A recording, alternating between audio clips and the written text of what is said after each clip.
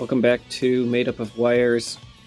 We are decompiling Castlevania Symphony of the Night at a very special time.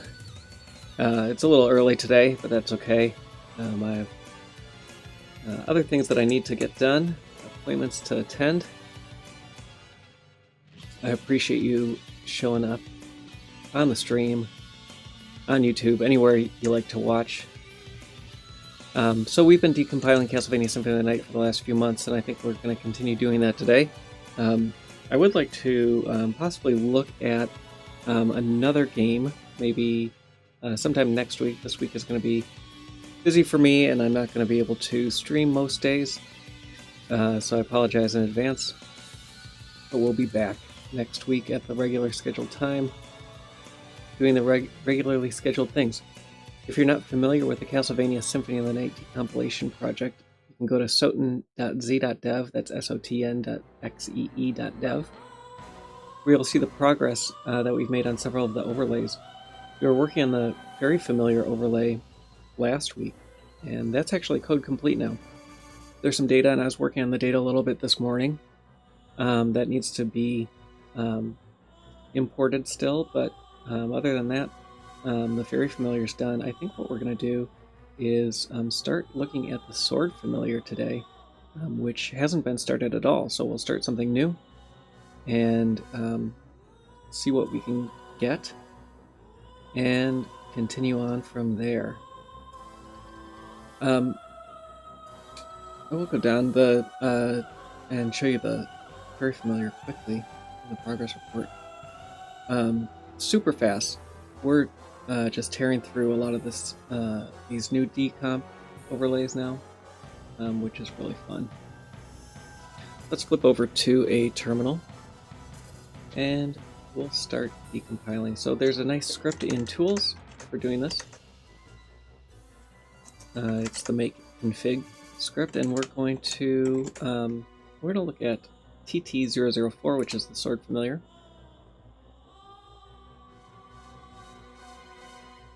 And we have some issues here. Let's see what might have happened here. Let me make sure my Python's correct. And let's install regex. Make sure that's there, yeah. And let's try again.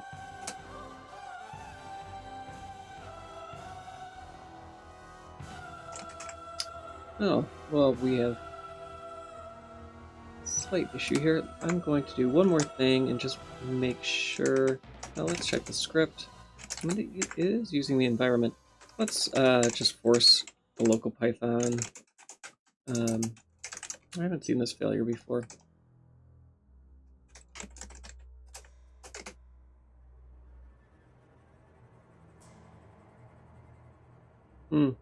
Still an issue here.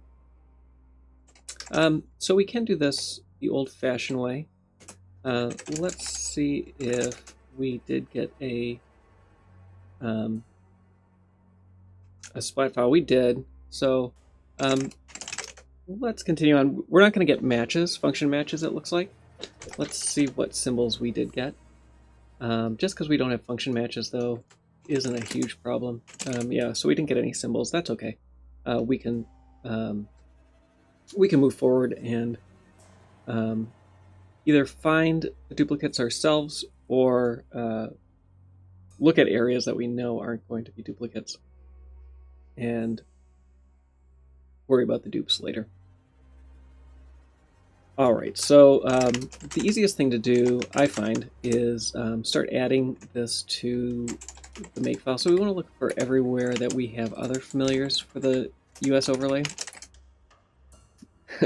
Hey, Entropy Gravity, well, good to have you on. Yeah, I have to go early this morning. I have another appointment that I need to get to during my normal stream time. That couldn't be moved.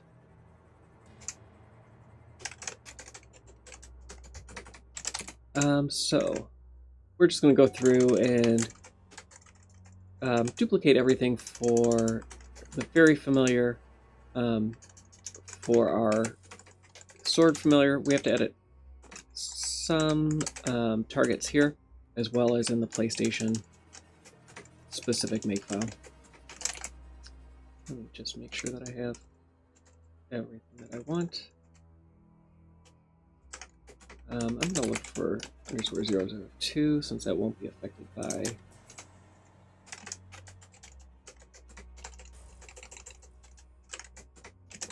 case sensitivity.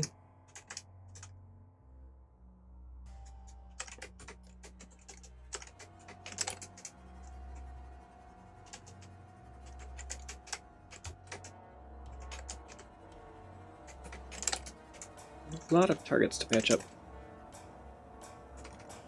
378, thank you. 378 is fine. My targets are down below. I was just copying the 002. Build directory?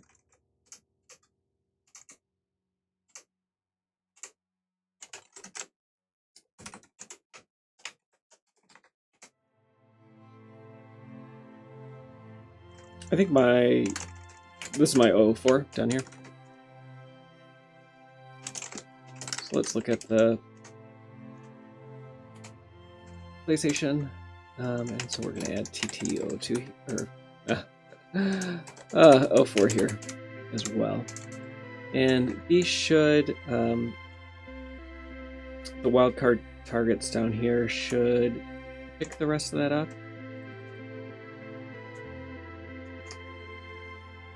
Oh, I have my, I changed the way I was going to do audio, and it looks like I'm on random. I don't want to be on random.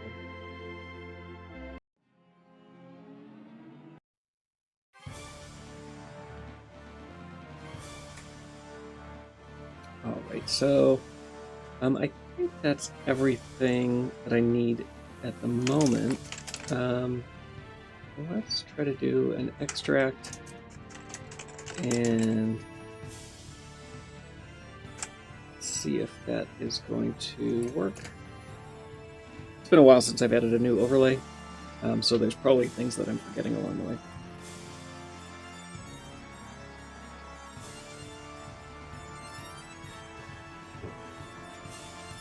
And let's see if we have our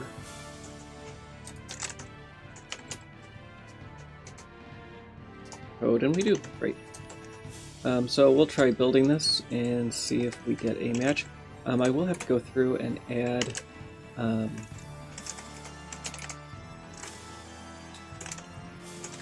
checksum. I think that the import script would normally do this, but because I broke it somehow, it is not working, and so we'll just add that manually.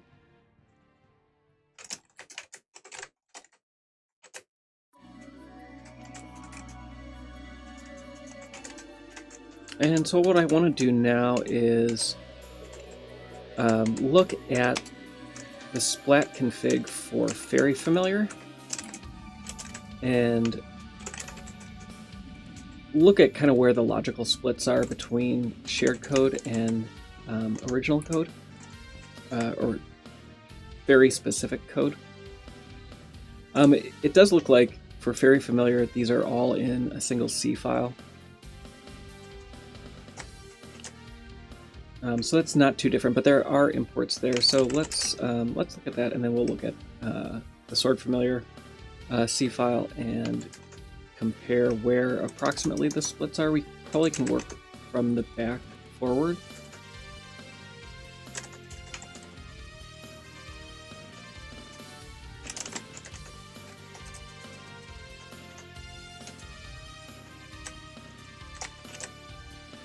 Because most of the shared code looks like it starts from the back.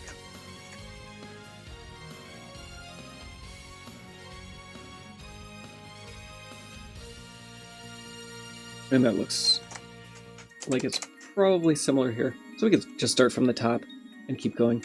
I'm not sure if, I mentioned before, I don't know still a lot about the structure of the familiar overlays.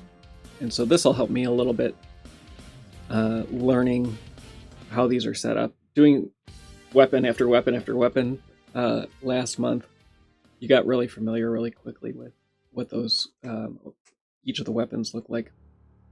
And so hopefully this will help as well. There's not as many familiars, so you can't obviously do that again. Oh, great. Webcam freezing again. Oh, joy. I was having all kinds of problems this morning setting things up.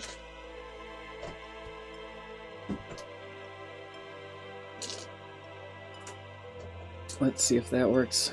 Oh, I got a flash and then it went away.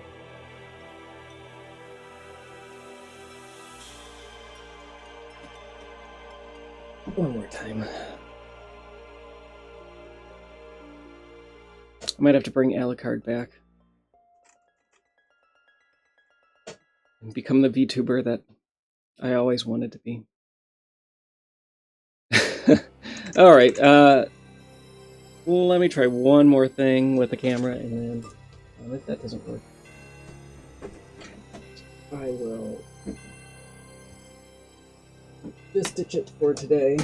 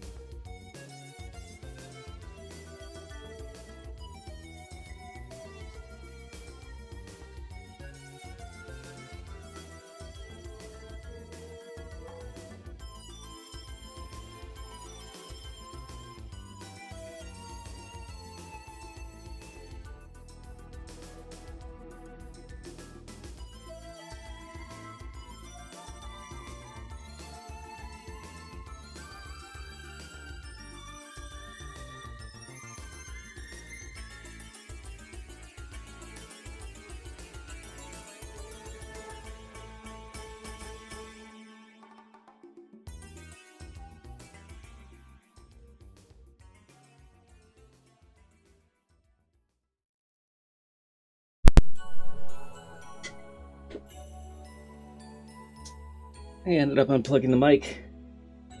That is more important than the camera. Let's see if that works. Are we gonna get anything or not? Well, anyway, if we can't get a camera, that's fine.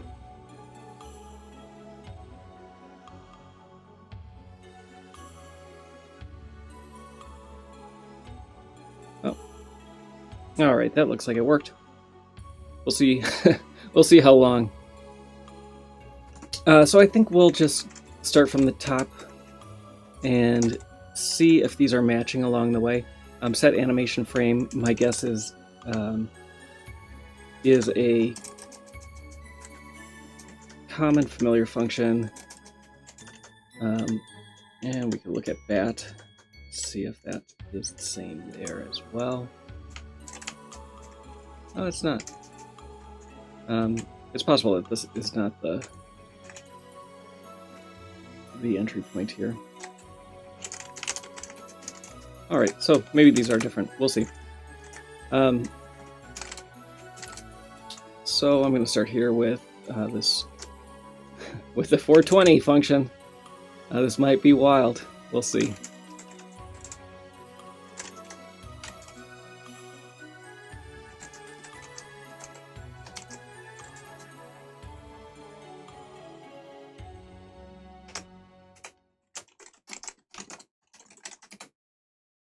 And we'll go back to decomp.me and we'll see what's going on. There's going to be undoubtedly a bunch of data here that we don't have yet. And we might have to import a bunch of that.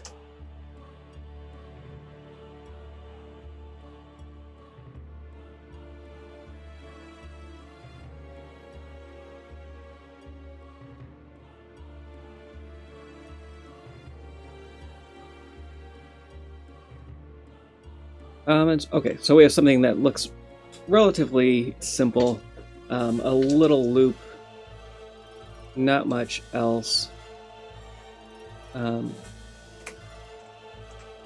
It does not look like the set animation frame function necessarily, though. So let's start working through this. So the first thing we have is a function that we also don't know the type of. My guess is that this is actually a single argument function, and A1 is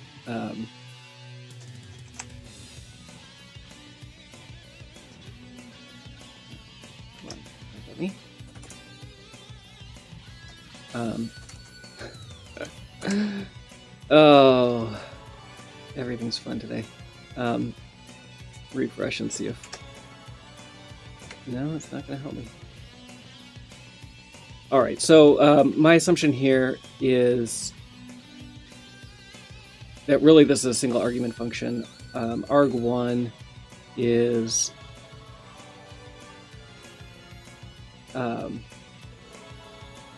possibly used. There's this reference to it down here. Searching is not working in decomp.me at the moment. So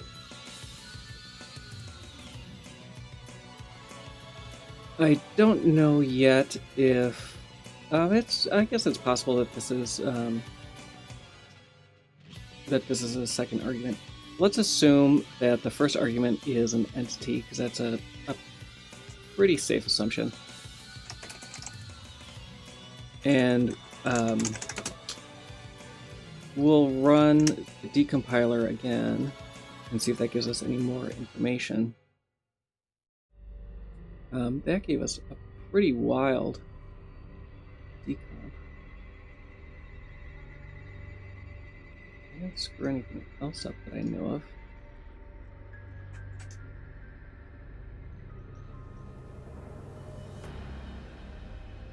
This might end up being fun. So we have a reference to the first field of arg0. It looks like these are just fields in this. Oh, that's exactly why. I meant a pointer.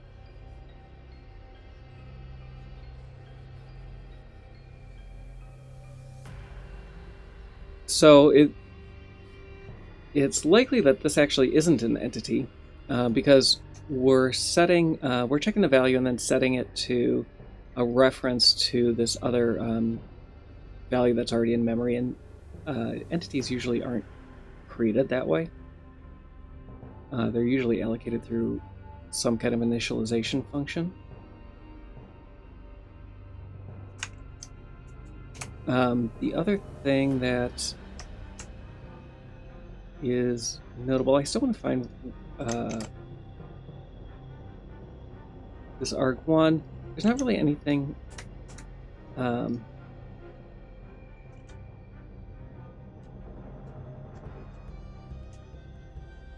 mean, it looks like a value being passed in, so we don't know what this is quite yet. Var s0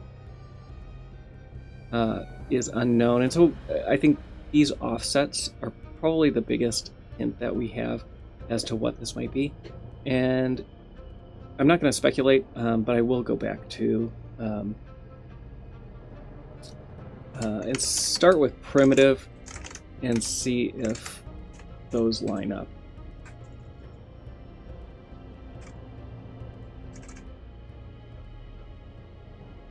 So our highest offset is offset 34.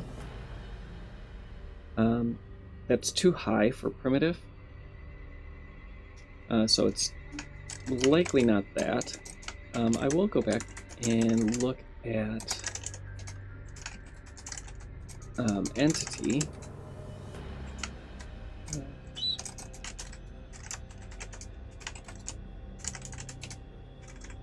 Which is plenty big enough, and flags is at offset 34. This value does certainly look like flags. So var s0, that does look like it's probably an entity. Offset 26 is an entity ID. which looks fine. So this is getting an entity from a specific location in memory. I may have, because symbols weren't mapped coming in, it's certainly possible that this is a well-known offset, like player or something like that, that I've missed along the way. This 8007 3784. I'm going to look for that in some of these symbol tables, as well as any of the maps that I currently have. So we don't have this map, but it is referenced in Bat and Fury and what's it one? Ghost. So this certainly is used in the other familiars. And we can see if we can find that that reference.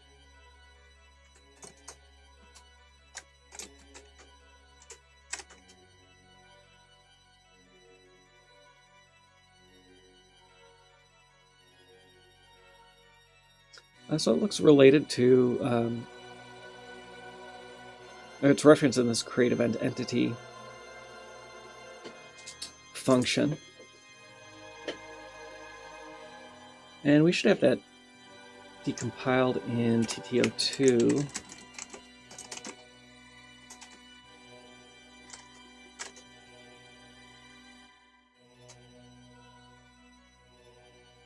It is a shared function, and I just want to see if there's a direct reference to that.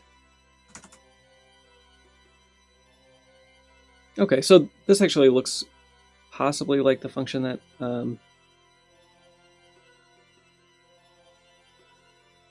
that we're decompiling.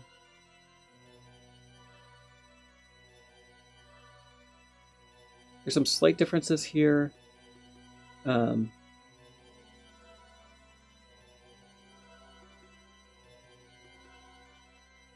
So we are getting a we're getting a reference to this address, which possibly is G entities. I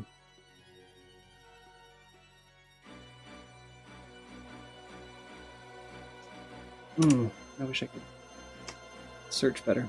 This var S1, let's see if where that's referenced.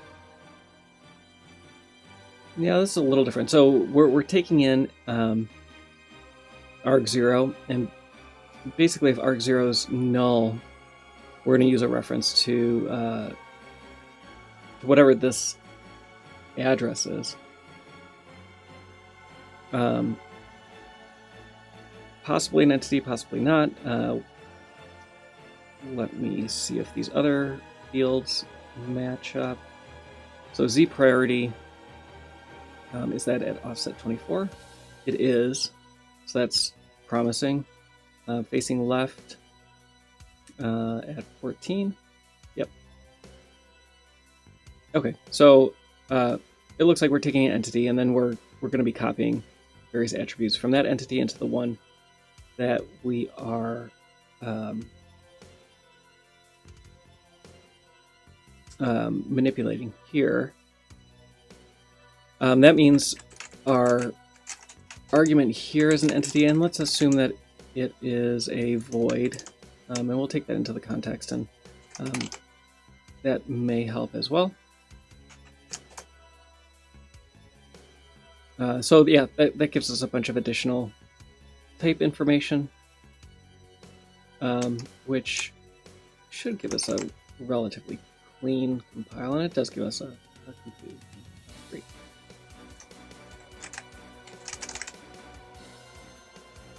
Let's save that. And then we just need to work through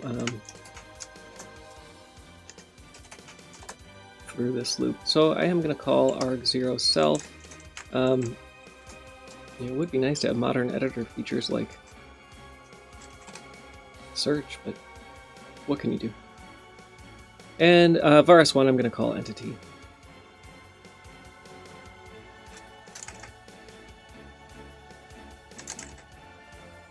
This may be a parent. It may be something else. It's not clear yet.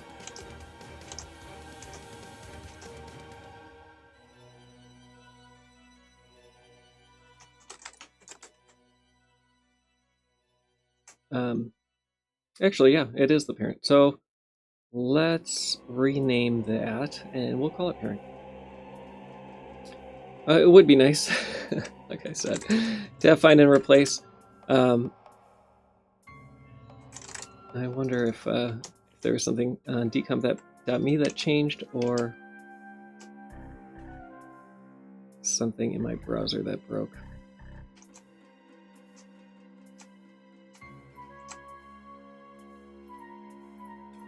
All these newfangled browser-based tools. What is this? Web 2.0 or something? So now I want to see this far as 0. So we are referencing this regardless, and it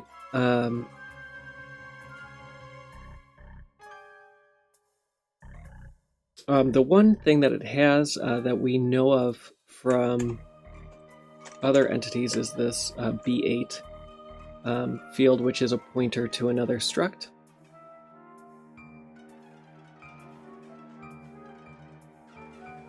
It's possible that this is like a base sword entity. Not quite sure. That one I will call entity for now. Not the best name, but it at least tells us what it is. And we don't need the cast.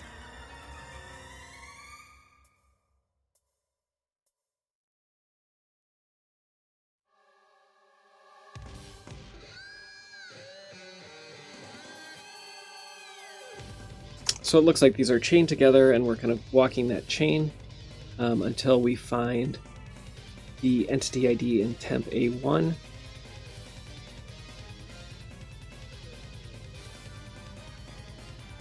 And I think we can... let me fix up these.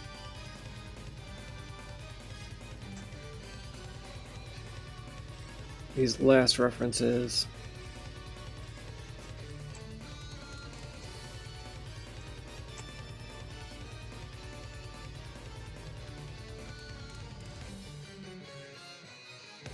And there was something along the way that I did screw up, so let's see what that might have been. Well, looks like I may never know.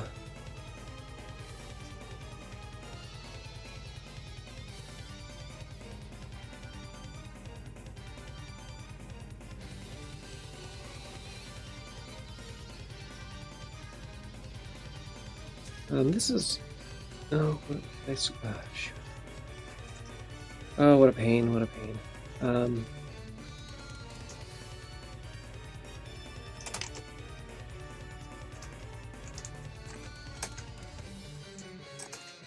I guess the lesson here is save often.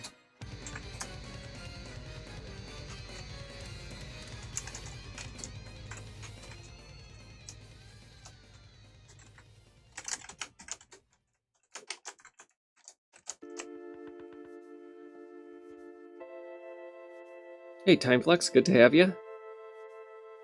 It's an odd time, so I'm glad you could make it. Alright, did I screw up one of these? 7.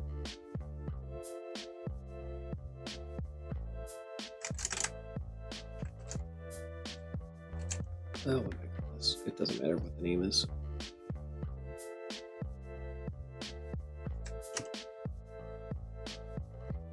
I'm not sure what...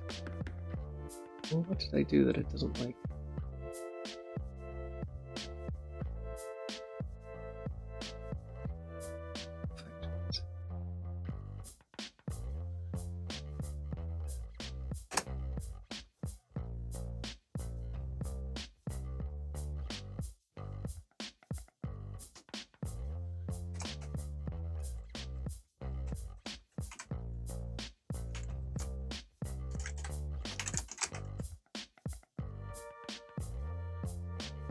Okay, there we go. So what I was looking at here is I'm just trying to make sure I had this this assignment correct. This is a little strange to me that the decompiled code is taking a reference to something that's already a pointer, but then casting it back as a pointer.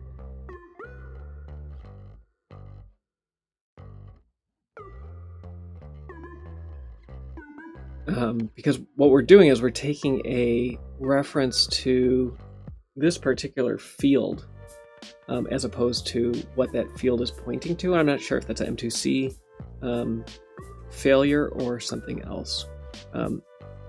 I can try to put that back in. It could be also, as well, a bug in this function. It does certainly compile better that way, or match better, but it seems wrong, and I'm going to leave it the way I think is correct, and then untangle this loop here. This does look very similar to the create event entity. There is another version of this called create event entity dupe that existed in the Fairy Familiar. I will look at that one as well. I'm going to do that off screen, and if there's anything interesting there, I'll bring it back over. No, it looks like the same implementation as the other one. So what we're doing is looking at some entity coming in, trying to determine if what we're passing exists or not, otherwise use some base entity here as our parent. And then kind of walking through a linked list of these entities along the way, looking for things that have an entity ID that matches the one that was passed in.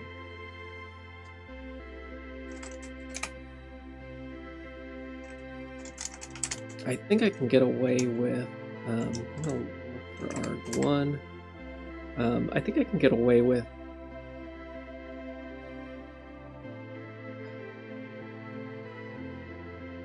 maybe not. I was going to overwrite it, but this makes me think that that add is done twice, and it is. So I can't quite do that. So if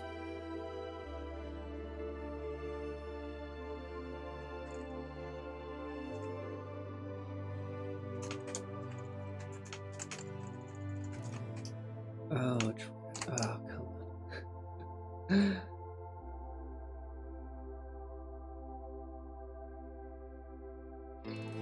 Nope.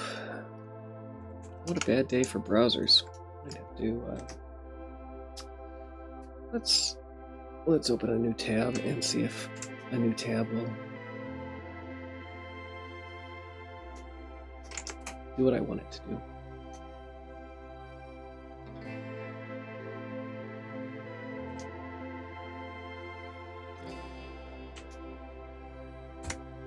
There we go.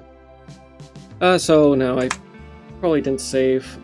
Looks like I saved context at least. Let's figure out where I screwed up. No, that's my broken context. Where apparently I have an errant star.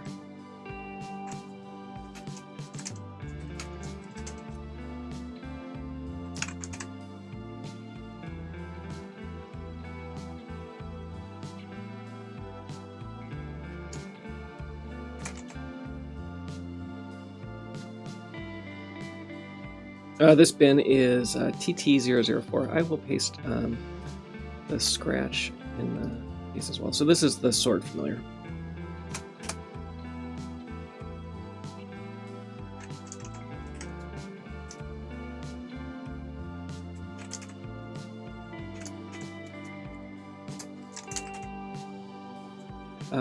Creating a new tab did seem to fix my problems with decomp.me, so it was my browser.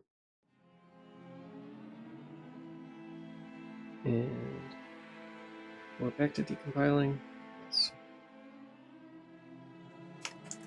So we need to untangle this this loop here. Sometimes this negation is funny. So this is going to be a I guess while the entity ID is not equal to temp v0, sorry, temp a1. And can we make this a for loop? For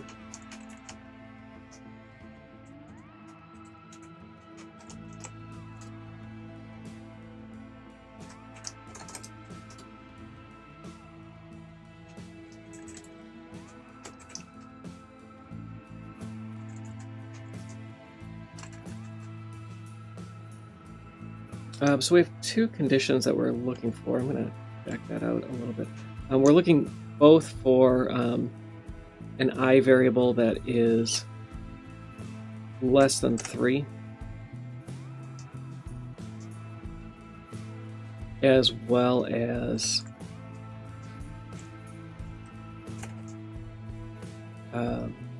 this condition around temp v0. I think I'm going to pull that, and I'll try this. Try less than 3. This is going to be a little different because if we get to 3 and fail,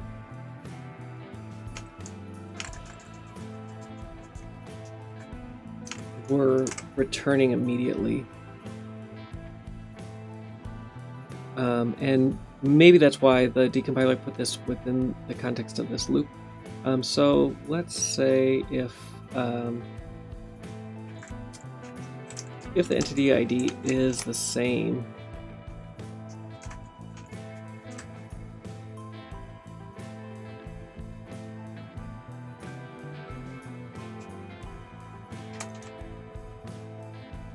then we'll do our logic and return.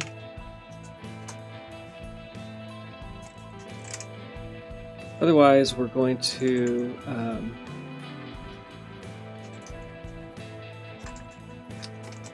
set our new entity, and the rest of that should work out. Yeah, so that's not the structure. Not the structure of the original at all. So let me back that out. That's the logic. It seems to be logically equivalent, but we have to play to the compiler and what it wants, not necessarily what we want. So let's figure it out. There's a bunch here. I need to back that out one more time. There's some things around ordering that are important.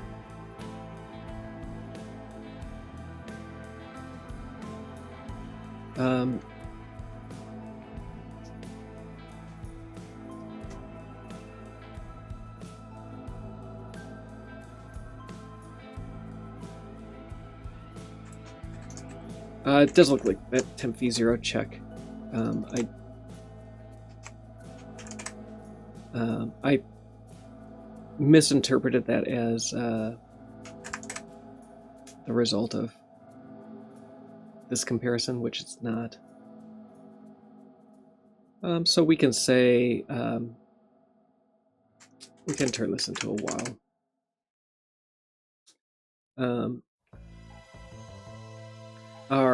When entity is equal to 0, we're going to break. And I'm just going to put that at the bottom for now. I'd probably rewrite this later. That still doesn't give us a very clean decompile, though, for a relatively simple function. So let's change that, and let's break here. Let's see if that's any better.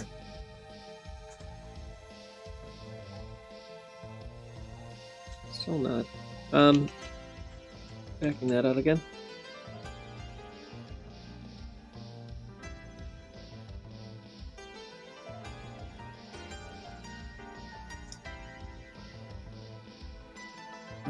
Let's see what else. might be going on here.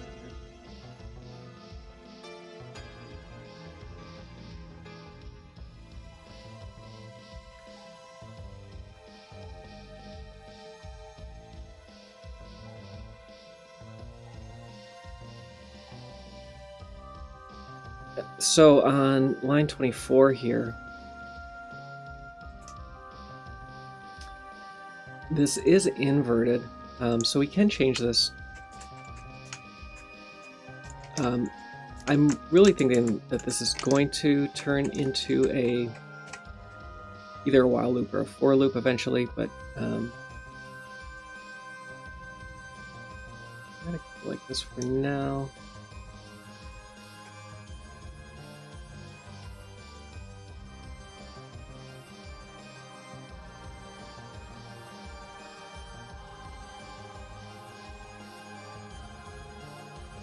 Oh, so our branch is inverted. So the original branch was checking for less than 3, and then jumping back up. And so why didn't that work when?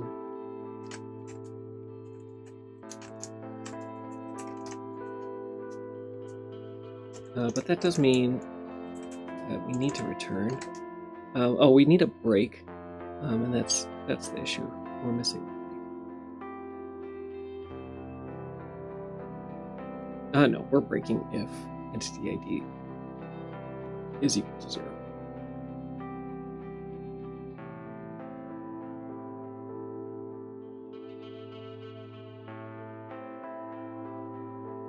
Here we're loading a word, which is the next entity.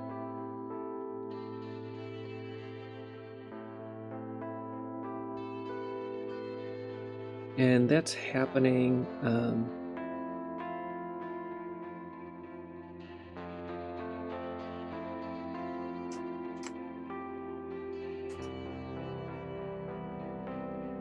down below.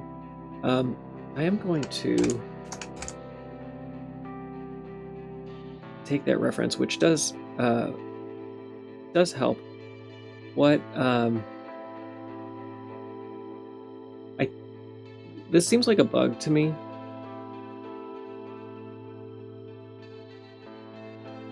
We can pull the PSP version and check, but it certainly seems odd that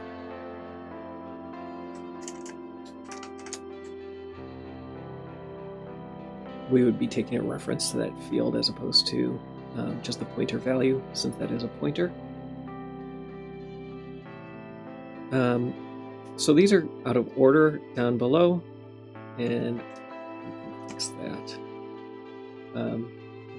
I got pretty good at fixing these with the weapons, and of course now I don't remember what the correct ordering is.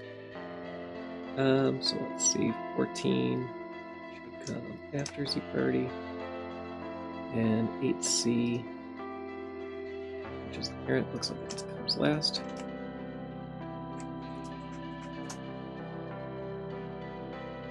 So that's all working out. We still have an issue with the order of the jumps.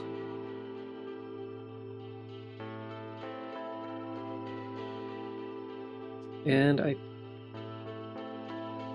there is this assignment as well at offset 38 that we don't see in ours.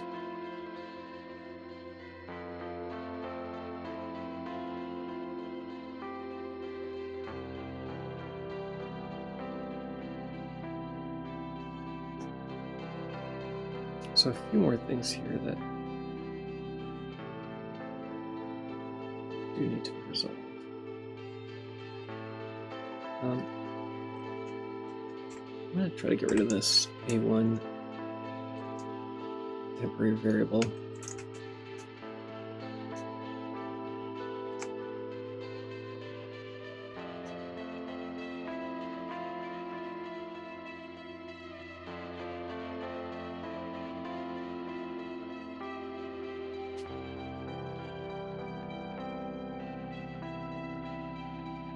And since we can't replace it, we'll give it a name. And let's try to get rid of this loop again.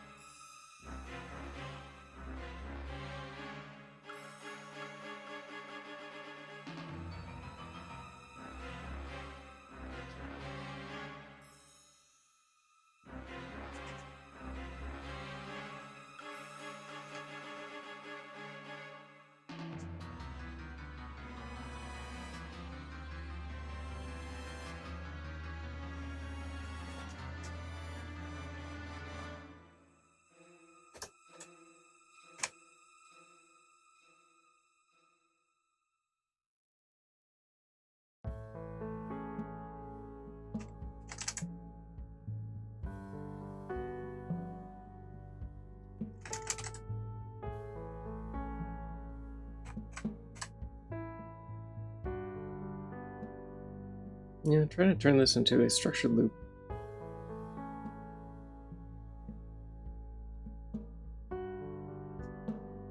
Keeps eluding me.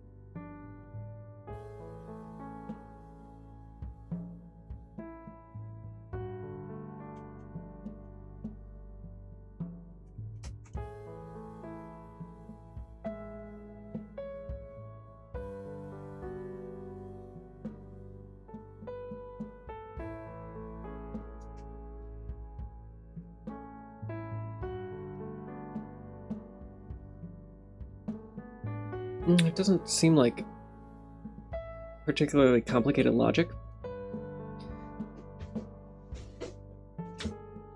We can look at this the other way as well. If the entity ID equals 0, we're going to be breaking, or not necessarily breaking, but going down to this other section below.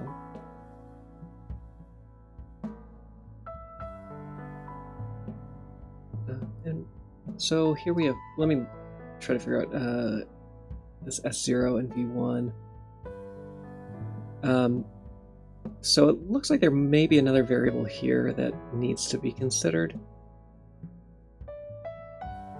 We do have a separate variable, though, for this reference.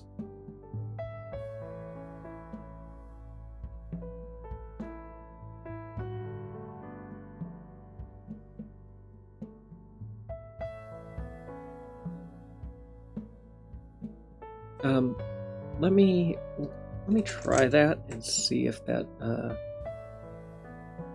helps.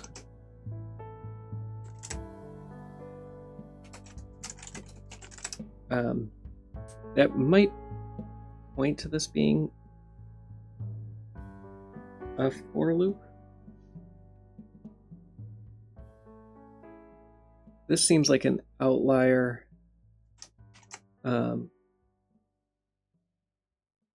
If this was a for loop,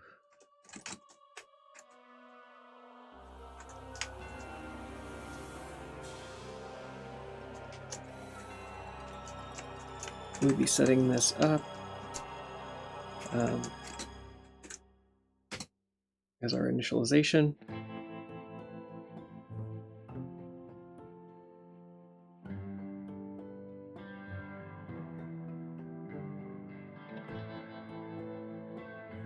And we're going to be going for as long as we don't hit this condition.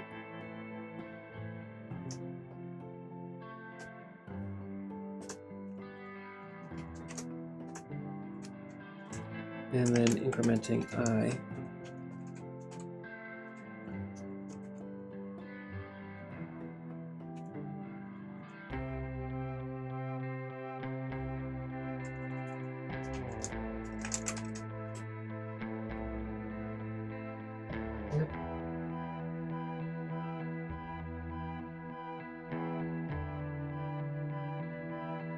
Doesn't give us any of the features that that I wanted to get, though, which was the register switch.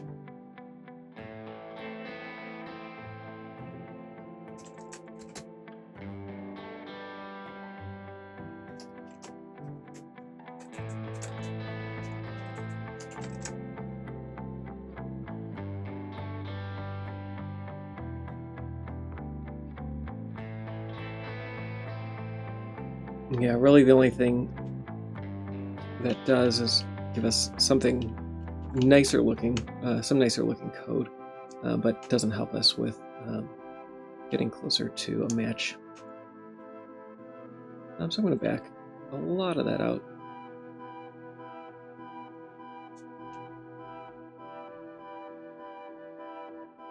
And we'll go back to where we were, where we had about 92%.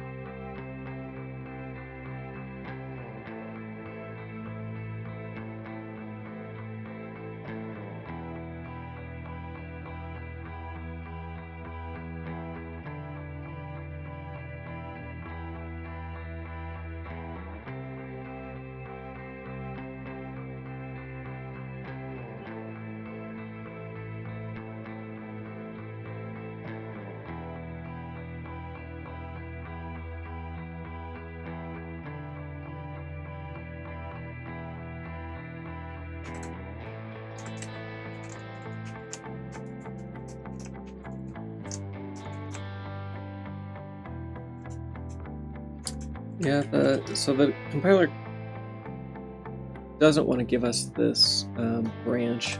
We can look at the PSP version, but I'm tempted just to move on for now. The way that this loop is set up,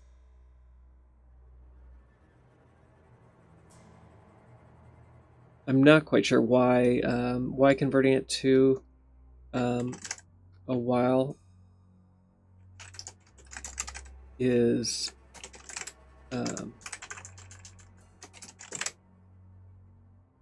results in such different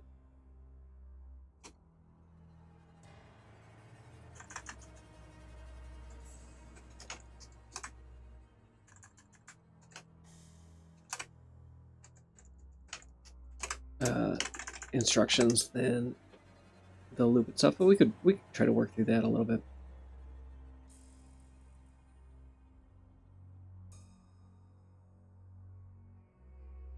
So instead of getting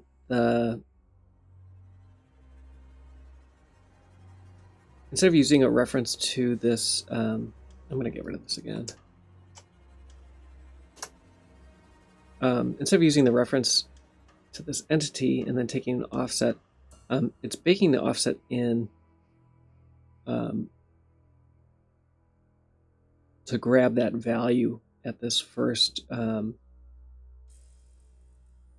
comparison. But eventually we need to grab that value again, and it looks like then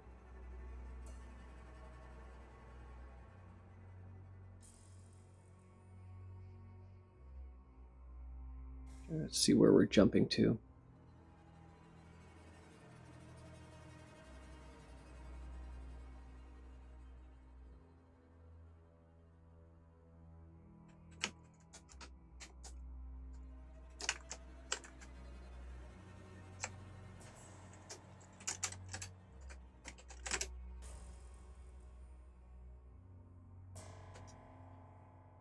No, yeah, we want to return if this fails.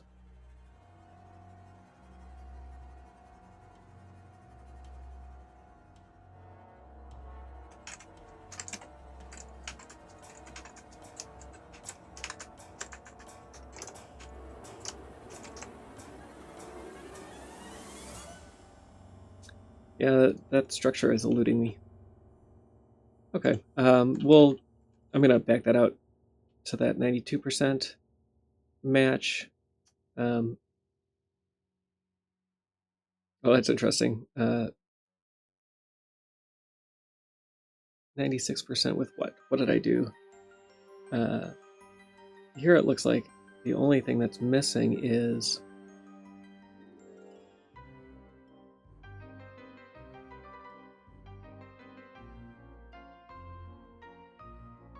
this, but this this comparison is certainly wrong.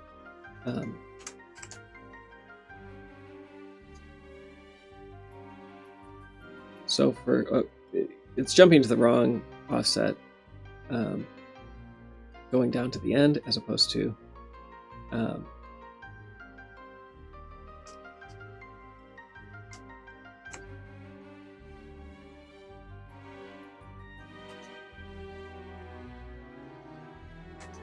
yeah. So I think this is as close as I'm going to get now on the stream, and I'll pull the PSP version later and see what might be going on here.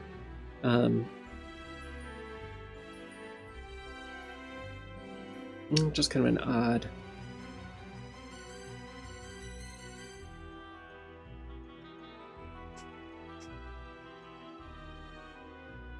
Okay, so this is somewhat interesting. We can pull all of this code up into here, and then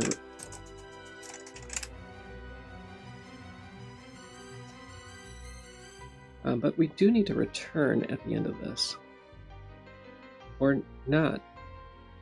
Oh, this is something I hadn't considered.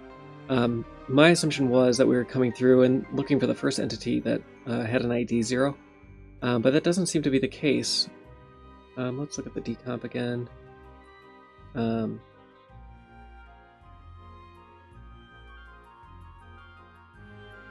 Oh yeah, this will fall through to the end. It's odd that putting in return at the end of this changes this so much, because there's nothing. This is going to fall through anyway.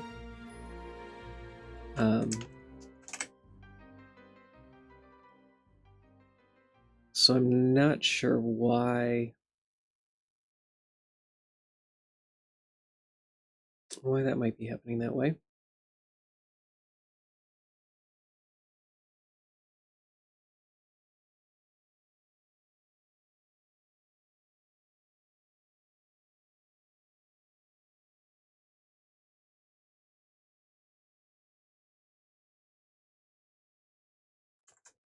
Let's try this. We're going to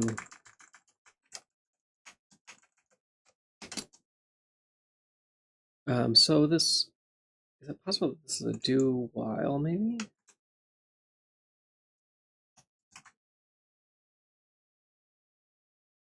That gets us further away.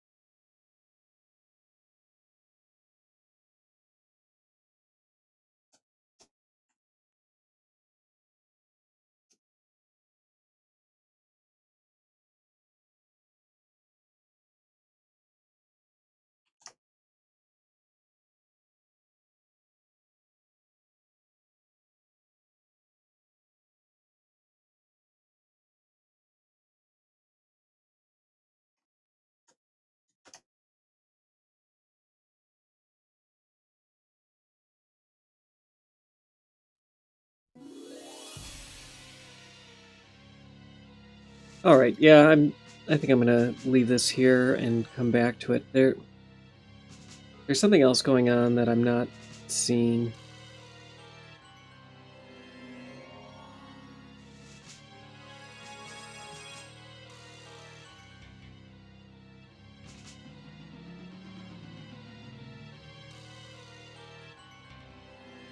Let's jumping back.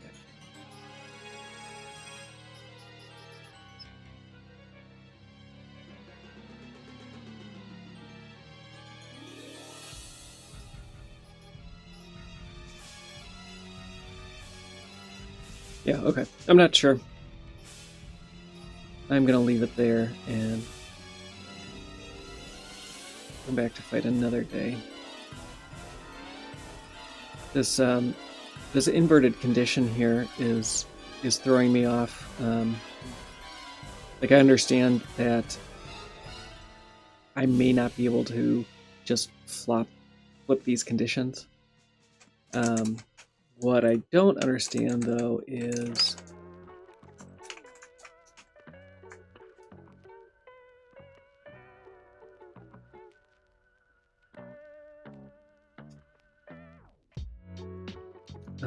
why moving these around causes such a different compile.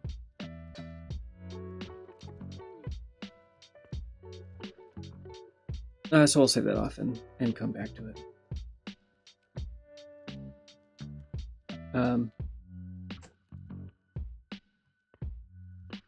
This is somewhat interesting here. At line 16, we're assigning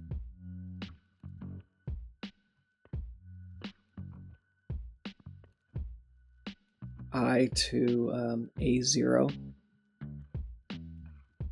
And that doesn't say anything with an optimizing compiler necessarily, because this could...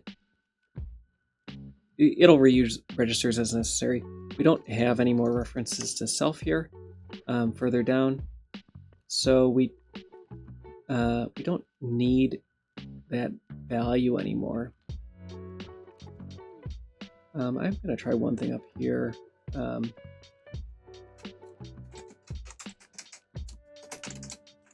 I don't think this will make a difference. I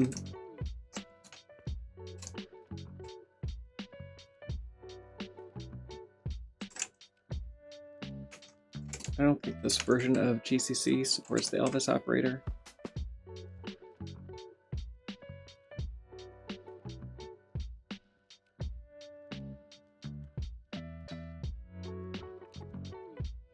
And we could actually reassign that. So all the parents could become self, because we don't need it anymore.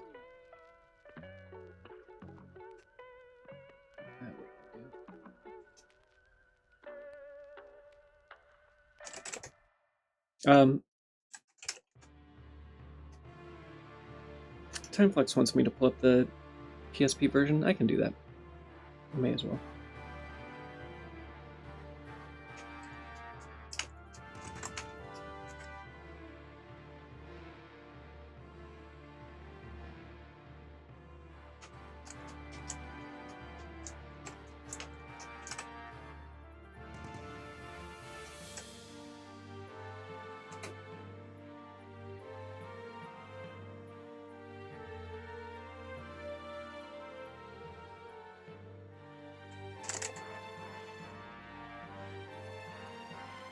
Yeah, that's no better there. So this does help with this move, but we expect that move down lower. Let's see if the Elvis operator works on this version of GCC. Oh, it does. That's interesting. I didn't remember when they introduced that. All right, I'm gonna back that out, and then we'll look at the PSP version. Try to find it.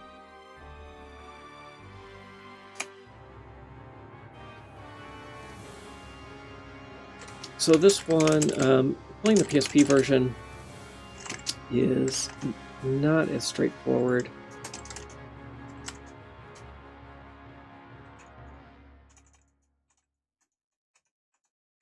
There's some guesswork that's going to be involved. The scripts aren't as nice.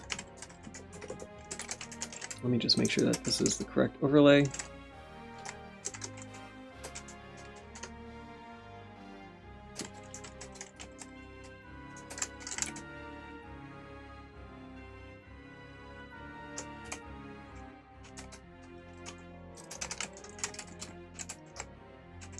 Nope, I got it right.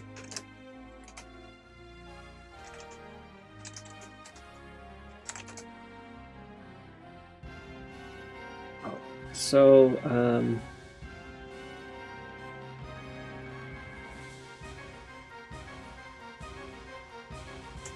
let me find this in the Sword Familiar. And the best clue that we currently have for this is it's the size, but also there's this offset of DA. I guess we have flags as well. The flags might be a unique enough value. Flags. No, we can't.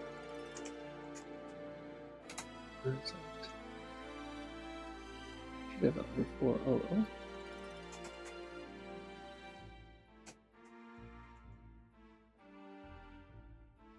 Speed.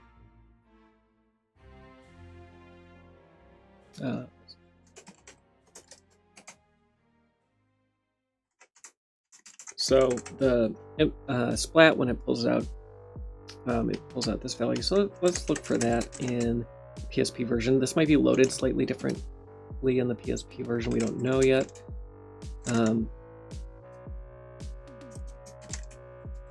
But it's a starting point.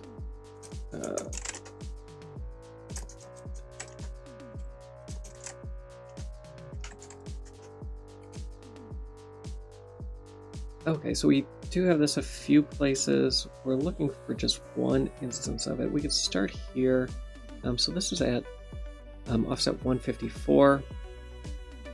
That's in line with where I'd expect it to be.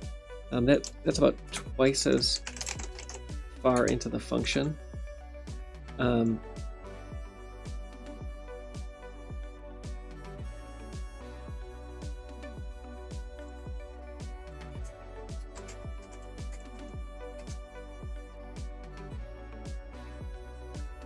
We have very similar offsets as well. So offset 26, offset 24. Sorry.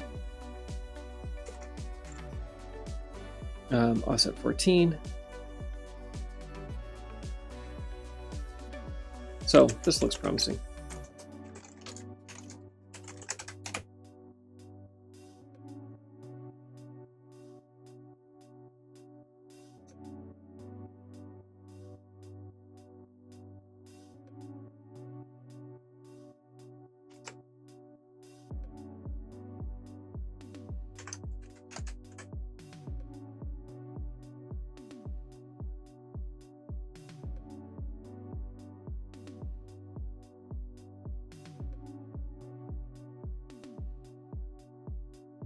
Oh, okay, so this is actually inverted.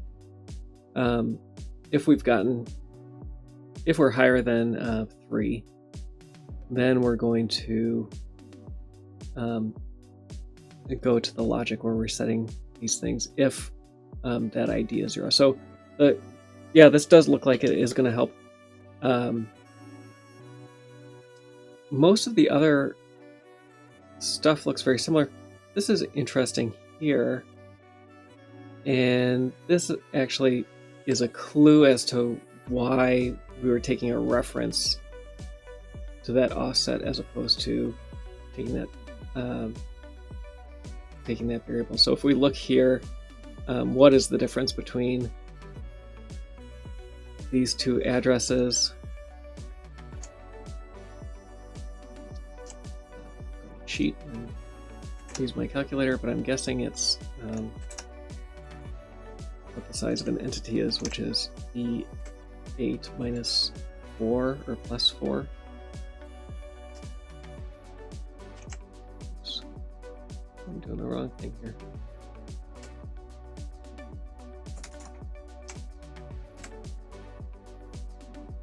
And so what we're doing is actually taking a reference to the next item in the list of entities.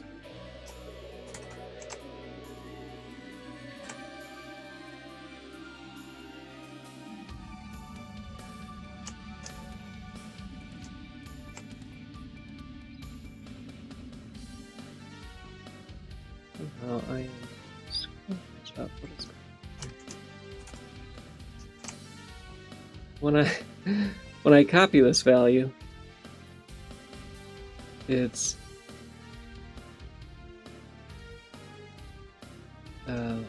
Mac calculators copying it as a decimal value, even though I am in hex mode.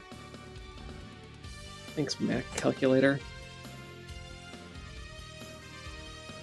They changed it in Sequoia, and it is extremely annoying now. It used to be fantastic programmer's calculator. Yeah, so it is size BC. So where I was wondering why is it taking a reference to unknown V8? It's not. It's actually just incrementing the entity.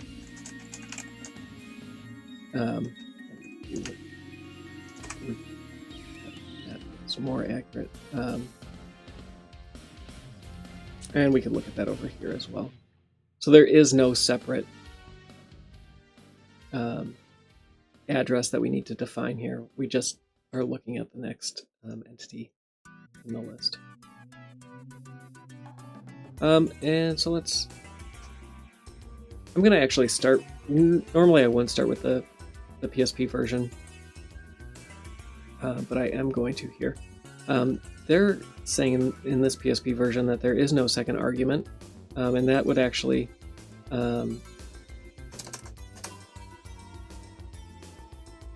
change things a bit, and that could affect what registers we're using. So we can learn things from that, and that didn't get us any closer. I'm going to fix up the arguments here. We'll get a PSP decompile, and try again.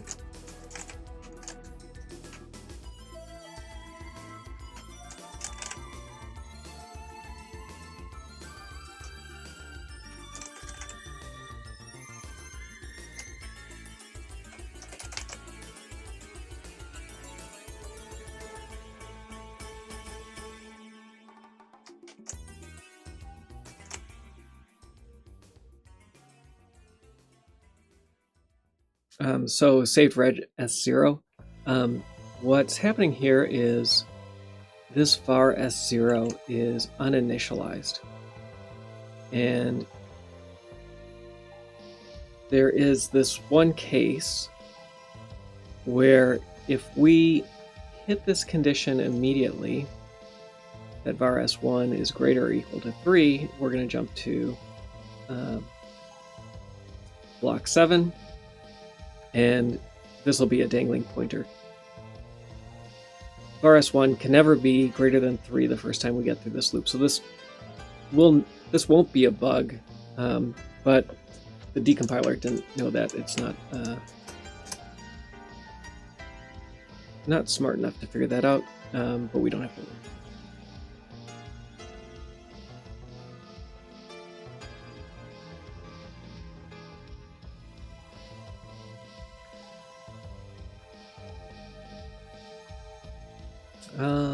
These are getting pulled into local variables, but I don't think there's any need for them to be.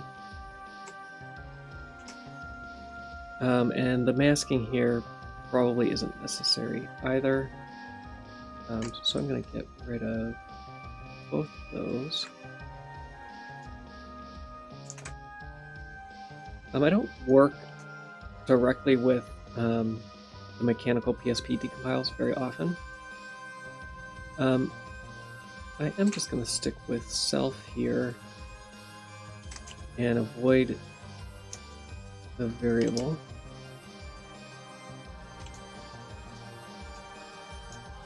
I always have kind of wondered though why M2C isn't a little better, because this is not optimized at all. I think building M2C around this MetroWorks unoptimized code would actually be kind of interesting. Most of these patterns should be pretty straightforward. So this is something that wasn't seen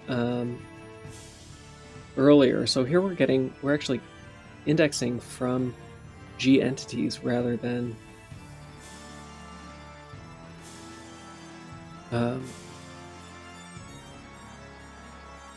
the address that this was being pulled from. It almost makes me wonder if this is player. Let's see if I can find that in this map. No, it's referenced.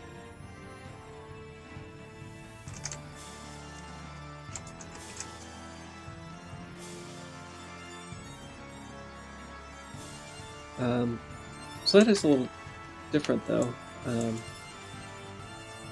So far S1 is going to be our I. The +5 is important, but the BC is just the size of that entity. var S0 is going to be the entity that we're looking for. var S1 is going to be I.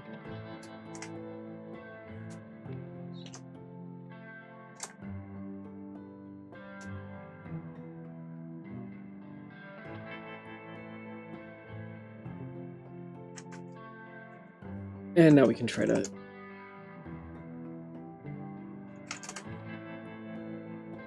fix this loop up. So we need to take a reference to this.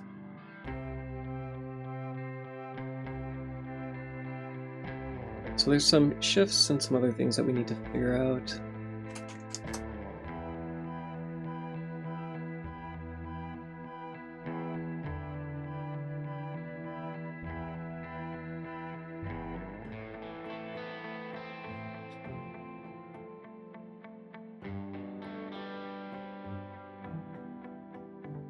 I'm going to try turning this into a ternary.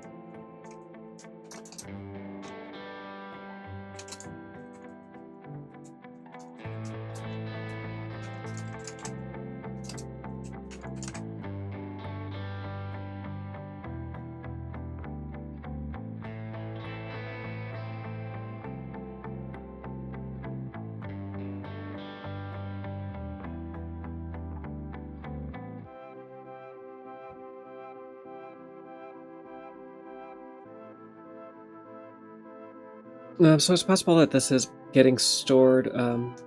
So because I'm reassigning it to the same variable, or the argument variable.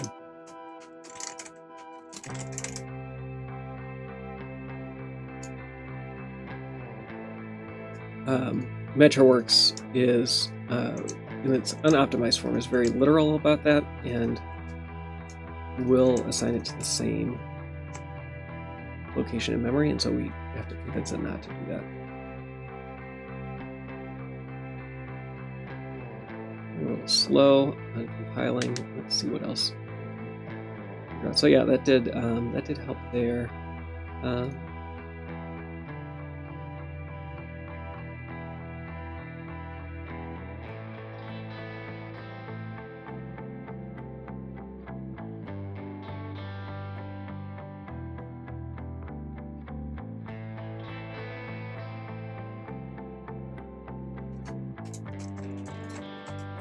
This is getting reassigned back to SP10 though. I don't know. It doesn't seem necessary.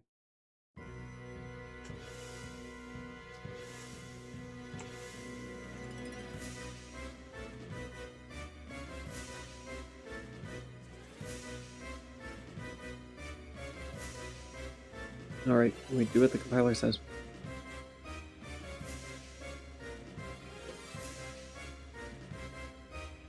Okay, so then we're seeing a branch almost immediately down to offset 88.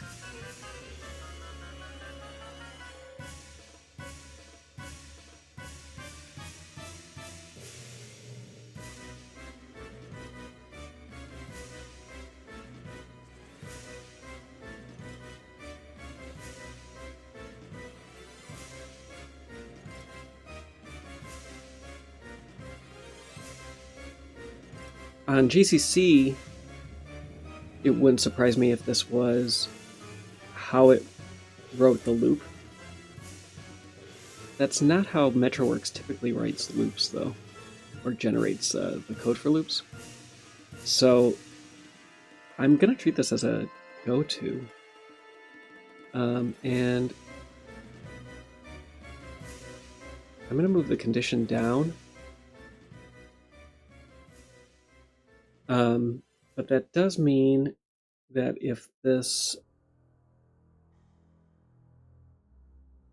fails, we need something that's going to bring this back up to loop 6. But then I think we can get rid of this here. So we do want to go to block 7 immediately. This is really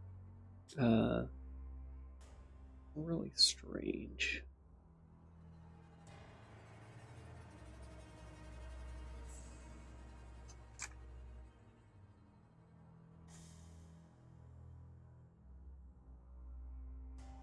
Oh, this is really bizarre.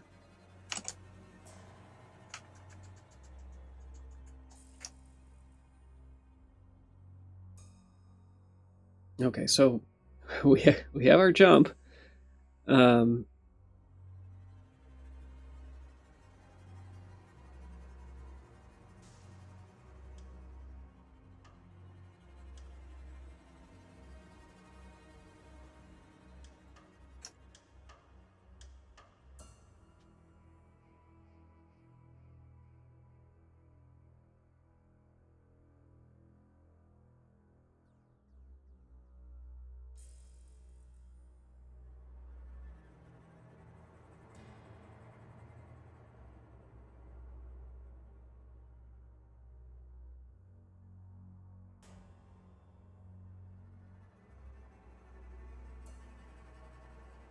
So this was the multiply by BC, or what the decompiler turned into a multiply by BC.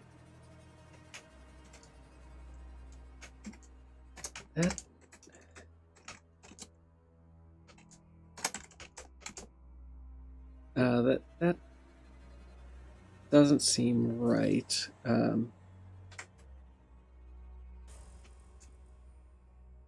So it does appear that there is a multiply in here. Let's go back to the decomp and see how this was being calculated there. M2C often screws up this math for offsets. G entities should be an array of entities.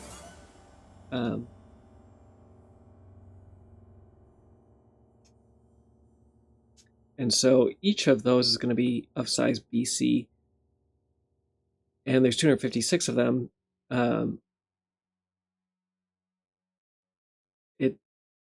It does not make sense to multiply that index by some value, but something is happening, and there is some some multiplication or division happening along the way. Looking at the entities, though, so we... I know that entity offset 0 is a special value, which is player.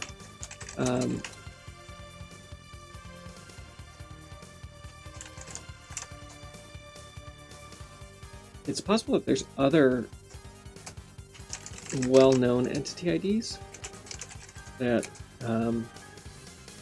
that I don't know. So Richter and Maria have their own entity IDs.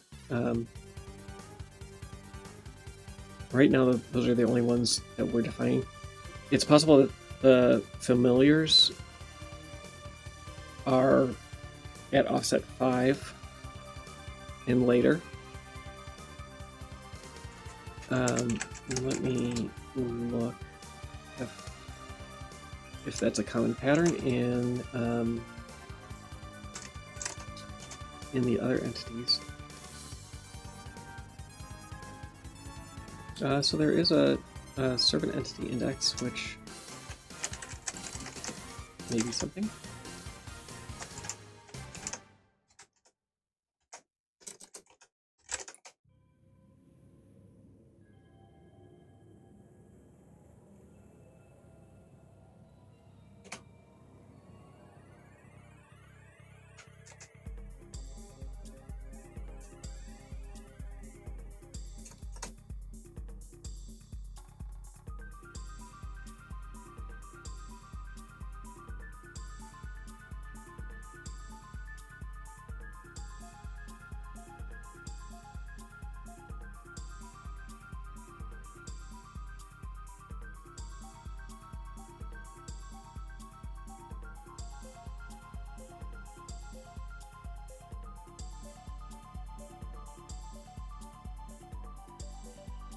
So I want to see our V1 is just our kind of accumulated address. We have our a shift by 4, same as a multiply by 16. We're subtracting this A0.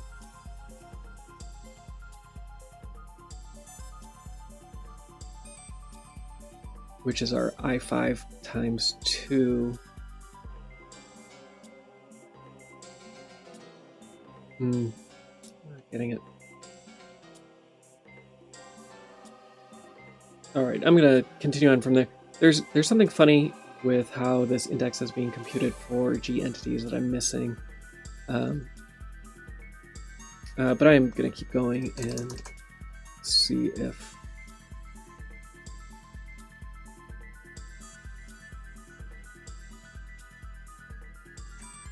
I can get the rest of this.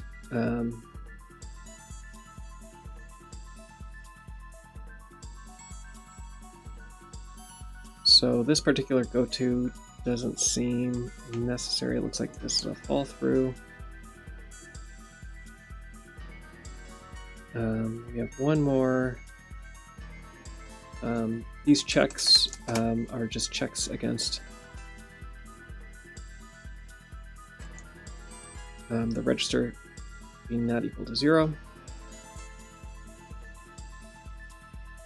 The explicit mask is not necessary. The ordering here is going to be off.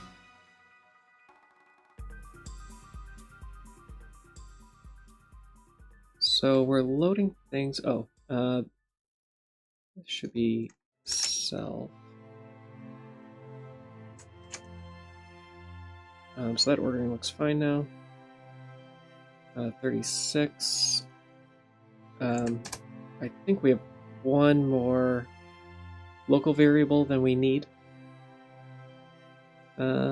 So we should be able to get rid of self. I'm going to try to do that again. Let's see if this works out this way. Or sorry, parent. Yeah, okay, that worked out. So the only thing that's missing is what is going on with this index here. Let's take this back over. This structure is still odd.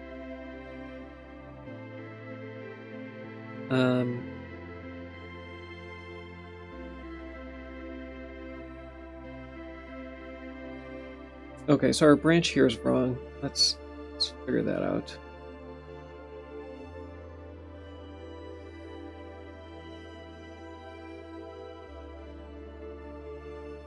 So if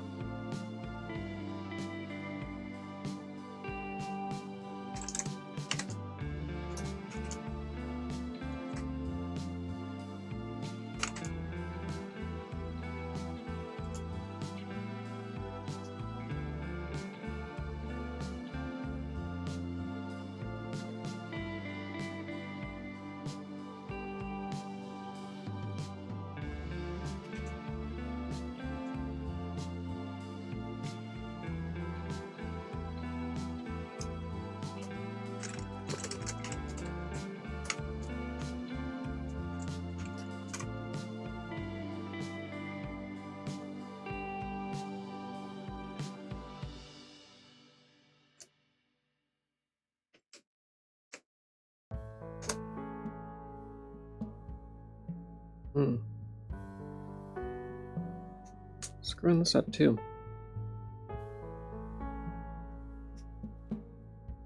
So what could we be doing here? So we're loading the entity ID. We can't do an explicit check for 0 because that will introduce a mask.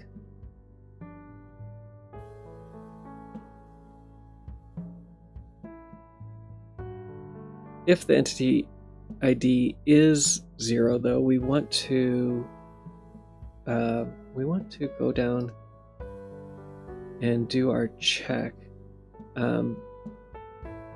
So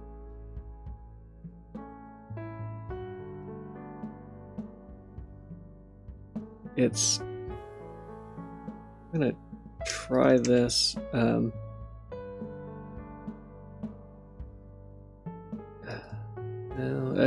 I wanted to combine this condition to be an and. I can do it this way though.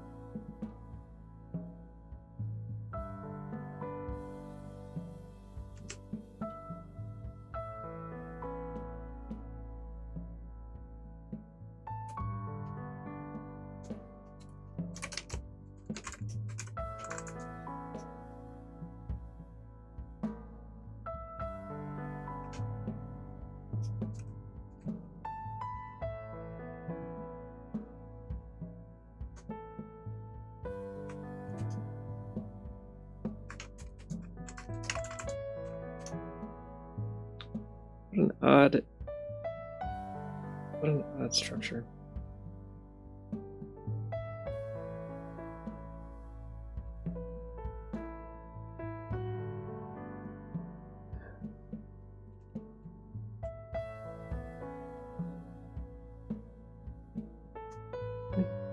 Let's see if it's possible that I have this on the wrong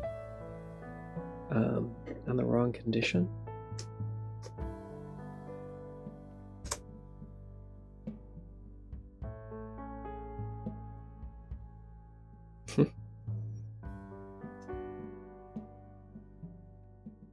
Oh, no code on the stream. Thank you. Thank you. Wonder How long has that been? Too long. All right, we're trying to work through this this last branch issue.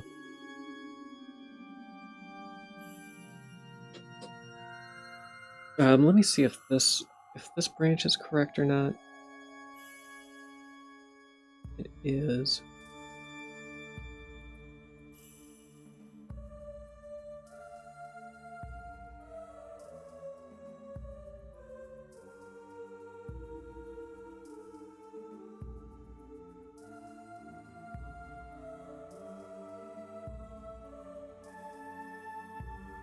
I'll try inverting this.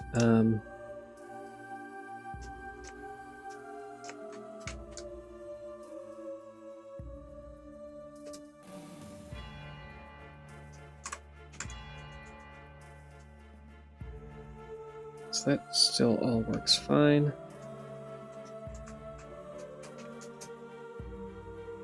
The only reason that this condition would matter is if we were incrementing. I'm gonna try pulling that up. No, that didn't work. Let me look at where this. Make sure that this is still going to the right place. So the original was going to offset 88. Ours is called 80.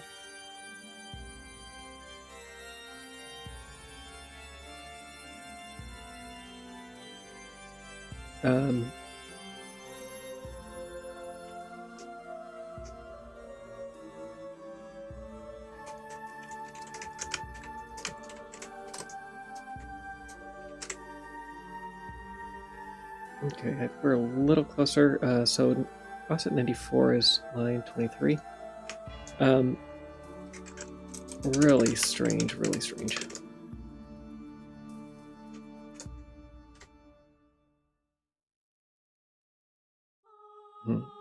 So not quite.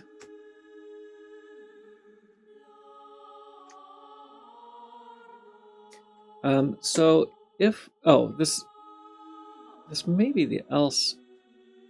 Let's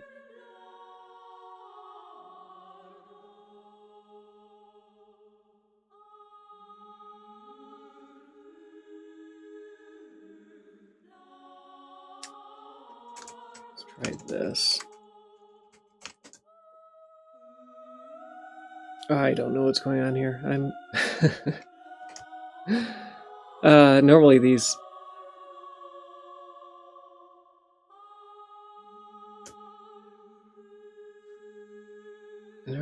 aren't so not so tricky. Okay, so this worked out. I think we can get rid of the block 8. The block 7 is still necessary though. So if we have an entity ID, then we're going to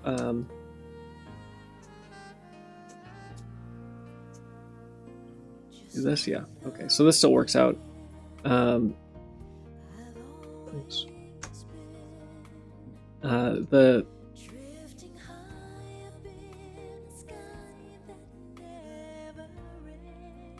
logic here is still wild.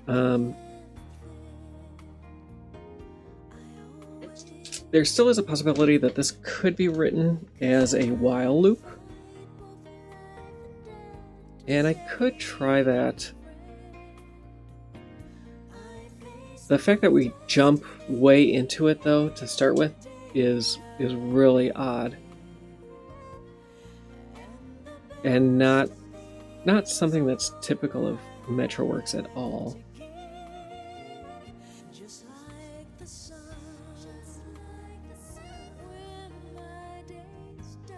Let's look at this compared to the PlayStation version. We're going to have some globals that we need to fix up.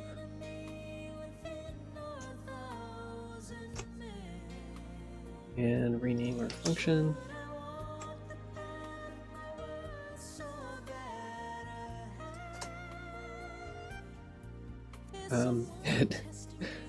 Less of a match here than and on the PSP.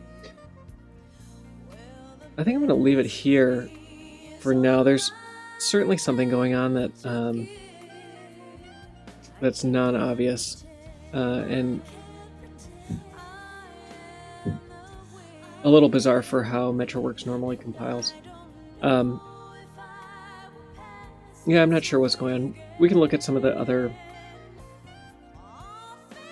sort of familiar functions later and see if there's any clues in those that may point to what's going on here. But I'm not sure. This is a bizarre one. Always neat to have new patterns that you don't recognize and get to learn along the way. If you saw something along the way, though, that I missed, feel free to chat. I did post these scratches in the chat, so you can fork them and try your hand and see if you can get any closer. It certainly happens. I wouldn't say that these are necessarily the best places to start if you're new to decompiling, but it is something.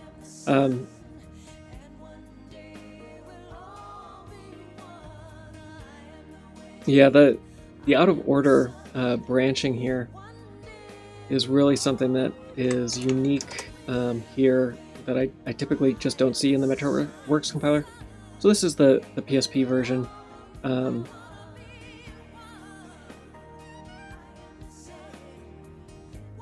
Yeah, that is possible.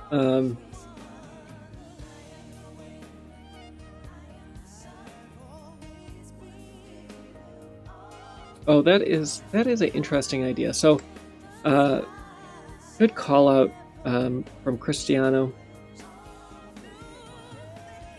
This could be a for loop structure, and what throws me off about that idea is the plus plus here. So again, MetroWorks is really linear in how code is generated, how the assembly instructions are generated. So it's possible that this is a post increment on this access.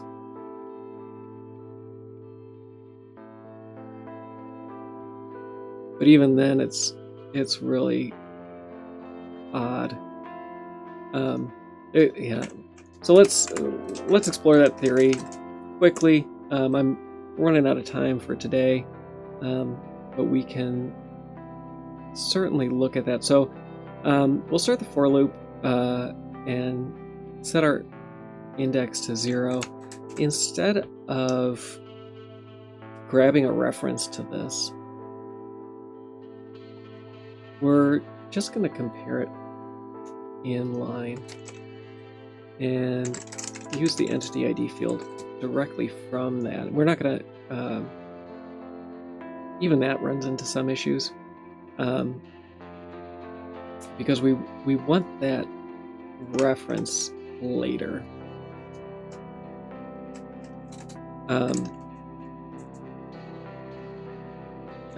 This is this would be a bizarre way to write this.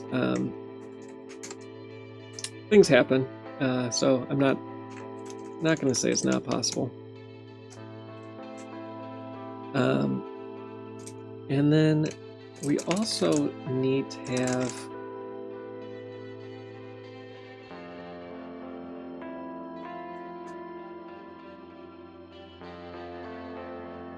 no, we don't want that check yet.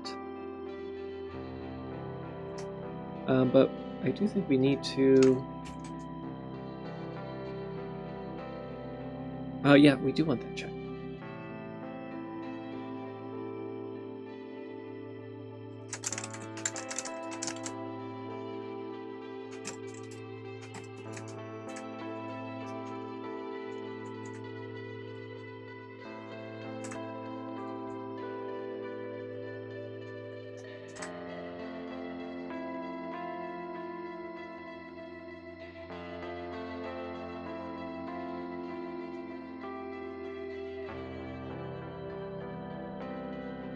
So let me see where I screwed up my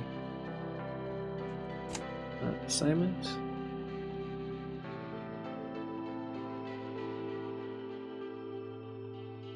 I'm going to pull this out for a second.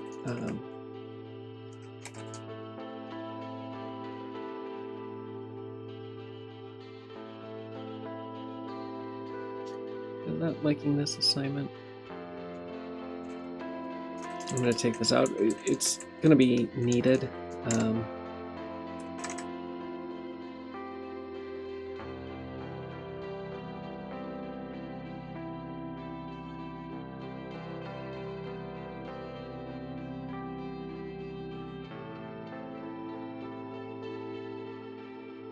Oh, I see what's wrong.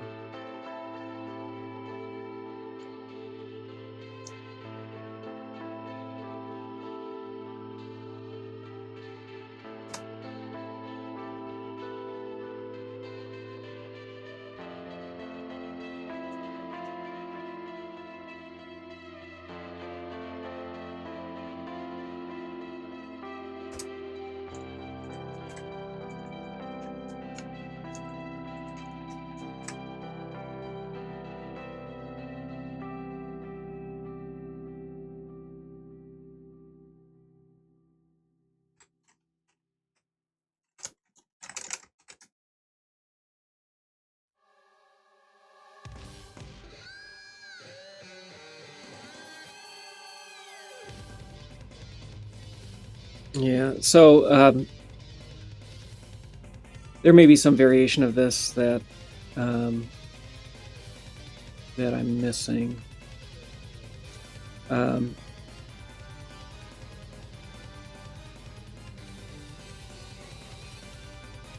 Effectively, we need to be able to do all this work in the condition of that for loop. And that's a lot of work to do in the for loop condition. And this this if statement affects what would be happening in the body of the for loop.